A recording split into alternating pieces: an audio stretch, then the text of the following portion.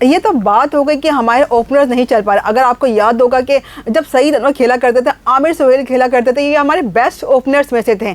इनका हमेशा ये किरदार होता था कि जैसे ही वो आते थे 100 रन वो बना के जाते थे, 5-6 ओवर से 100 रन बन जाते थे हमेशा, अगर आपको याद हो, बल्कि इवन के 10 ओवर से बना लेते थे। लेकिन अब तो मसला ये कि हम 20 ओवर्स में जाकर हम 100 रन 150 रन बनाते हैं। तो ये इस तरह की सूरत हाल कब तक मतलब होती रहेगी? मतलब मुझे समझ में नहीं आता कि हमारी जो क्रिकेट है वो जदीद दौर में दाखिल क्यों नहीं हो रही है। हम अब तक पिछले 20 साल पहले की क्रिकेट क्यों खेल रहे हैं? हमारे ओपनर्स जो हैं वो अपने ऊपर इतना दबाव क्यों ले रहे हैं? ठीक है, दुनिया के अंदर बहुत सारी चीज़ें तब्दील हो चुकी हैं, फास्ट बॉलर्स का माइंडसेट तब्दील हो चुका है, आपको विकेटों का जो एटमॉस्फेयर मुख्तलिफ हो गया है, विकेटों के हालात मुख्तलिफ हो गए हैं। मगर असल बात यह है कि आप एज ए बैटर ख़ुद को कहाँ कहाँ किस किस तरीके से एडजस्ट कर रहे हैं उन तमाम चीज़ों से जो दुनिया में और होती चली जा रही हैं। हम अभी तक पावर प्ले के अंदर आप तमाम टीमों के अभी तक उठा के देख लें, इवन छोटी टीमें भी जो हैं उनके ओपनर्स भी इब्तिदाई 10 ओवर के अंदर बहुत अच्छी क्रिकेट खेलते हैं, बहुत खुल के खेलते हैं। जाहिर है आपकी सारी फील्डिंग अंदर सिमटी हुई होती है। बेहतर यह है कि आप जदीद क्रिकेट को देखें और उसके मुताबिक ख़ुद को ढालने की कोशिश करें, और आप जब इस तरीके से आगे बढ़ेंगे तो शायद मुमकिन है नीचे वालों के ऊपर ये प्रेशर कम हो जाए प्रेशर। अब बात करते हैं बॉलिंग के। जिस तरह पाकिस्तानी बॉलर्स ने बॉलिंग की है, हसन अली ने 3-4 विकेटें ली हैं, लेकिन उसके बाद हम देखते हैं कि फास्ट बॉलर शाहीन शाह अफरीदी, जिसका एक बहुत बड़ा नाम था कि बल्कि जब वो इंडिया में जाएंगे, वर्ल्ड कप खेलेंगे तो भाई धमाकेदार एंट्री करेंगे, विकेट उड़ा देंगे। लेकिन हमने इस दफ़ा देखा कि पाकिस्तानी बॉलिंग जो है वो लैग कर रही है, कहीं नहीं कहीं खामी है। क्या समझते हैं कि इस बॉलिंग स्ट्रेंथ के साथ हम जाएंगे, हम अटैकिंग कर सकते हैं? क्योंकि अगला मैच जो है हमारे साथ हमें खेलना है इंडिया के साथ। मेरा ख्याल है कि इंडिया में खेलते हुए एक तो सबसे बड़ी बात जो है वो विकेटों का जो मिजाज है ना, वो आपके कहीं भी आपके पेसर्स को फेवर नहीं कर रहा। हसन अली या शाहीन अफरीदी या हारिस रऊफ़ ऐसी विकेटों के ऊपर जो थोड़ी सी आपके लिए मददगार हों, उनके ऊपर बहुत अच्छे बॉलर साबित होते हैं और उनकी बॉलिंग बहुत अच्छी होती है।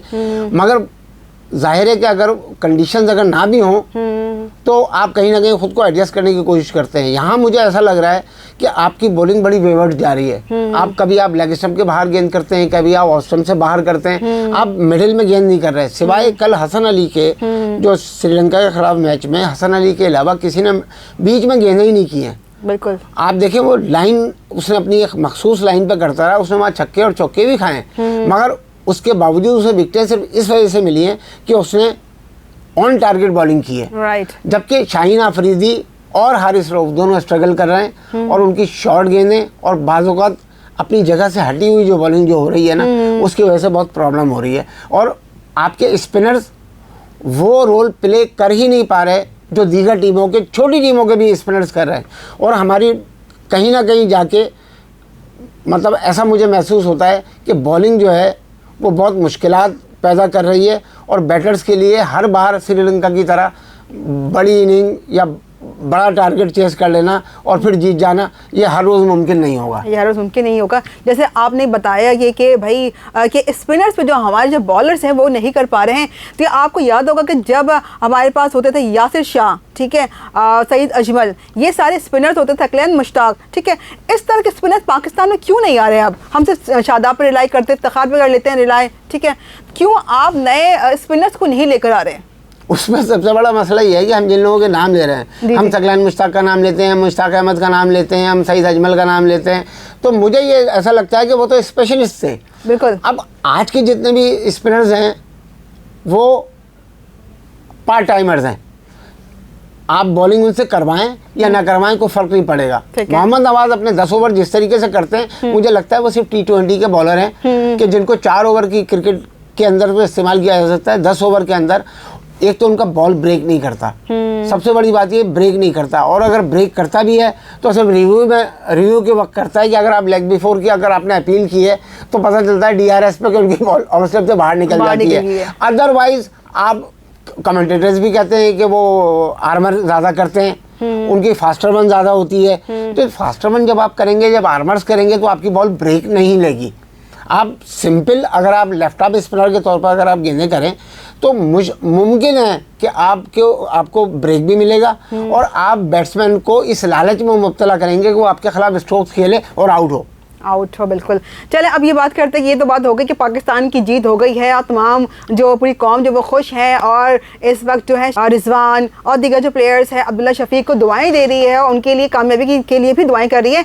अब क्योंकि मुकाबला हमारा इंडिया से है तो क्या होगा 14 अक्टूबर को इंडिया और पाकिस्तान का जो टाकरा होगा? देखिए, ये इस सूरत हाल में जो हमें नज़र आ रही है वो ऐसा लगता है कि हमें बैटिंग के खिलाफ बैटिंग करनी पड़ेगी। मिसाल के तौर पर अगर हम पहले बैटिंग करेंगे तो हमें कोई 350 रन बनाने हैं और हम बाद में बैटिंग करते हैं तो हमारे जहन में ये रखना चाहिए 450 कि हमें 450 रन करने हैं। ठीक है ना, आप अपना माइंडसेट बना के रखें इस तरीके का, क्योंकि आपकी बॉलिंग जिस तरीके से आप हॉलैंड के खिलाफ आपने की है बॉलिंग, जिस तरह आपने श्रीलंका के खिलाफ बॉलिंग की है, मुझे नहीं लगता कि आप इस बॉलिंग के साथ किसी भी बैटिंग लाइन को जल्दी आउट कर सकते हैं या रोक सकते हैं। राइट। हम इवन कंटेन भी नहीं कर पा रहे हैं इस वक्त। एग्जैक्टली ऐसा ही है। तो अगर आपको इस सूरत हाल में खेलना है तो आपके बैटर्स को अपना माइंडसेट बिल्कुल बना के रखना चाहिए कि उन्हें मुमकिन है अगले मैच में 345 नहीं 365 चेस करने पड़े। Exactly. या 375 चेस करने पड़े। मुझे लगता है कि 400 तकरीबन बनाएंगे, क्योंकि जिस तरह का उनका मोमेंटम चल रहा है ना, क्योंकि उनके लास्ट ये जो कह सकते हैं कि बॉलर्स भी अच्छा परफॉर्म कर जाते हैं।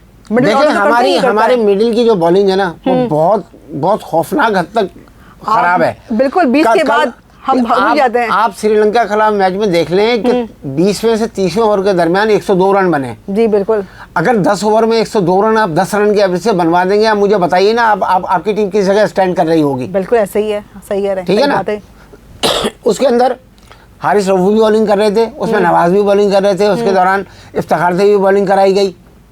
मुझे लगता है कि थोड़ा सा बॉलिंग की तरफ ज़्यादा तवज्जो देनी होगी और ये जो मुख्तलिफ फेजेज़ हैं 5, पहले 10 ओवर, दूसरे, तीसरे, चौथे, 5वें, इसके दौरान आप दुआ दें उस लास्ट 10 ओवर्स को श्रीलंका के खिलाफ जिसमें आपने किसी हद तक मैच को कंट्रोल किया, रन बचाए। अगर ये रन नहीं बचते तो 376 रन का टारगेट तो बहुत पहले से लिखा हुआ था कि ये होने वाला है।